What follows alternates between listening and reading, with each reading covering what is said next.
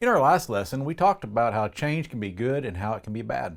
I pointed out many of the problems that our nation has embraced with the storms and change, and how this, in turn, has been affecting the Lord's church and has caused some Christians to be swept up by these storms, and they find themselves moving farther and farther away from God.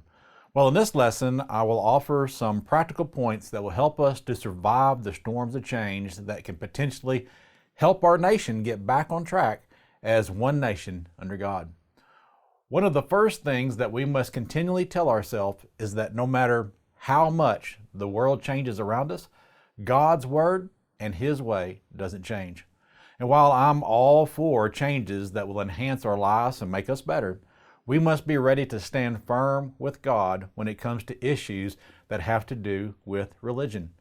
I don't care how smart we become, we can never get to the point where we can do it better than God, or think that, God's going to stand up and say, well, you know what, I didn't think about doing it that way. Your way is so much better.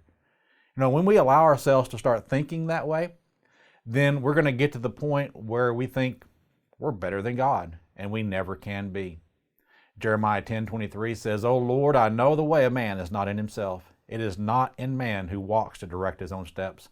Proverbs 3:5, "Trust in the Lord with all your heart, and lean not on your own understanding. In all your ways acknowledge Him, and He shall direct your paths.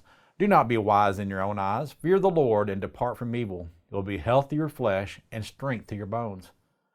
So our first step to surviving the storms of change is to realize that God is all-knowing and powerful, and His word doesn't change. We can never do it better than God, no matter how smart we become.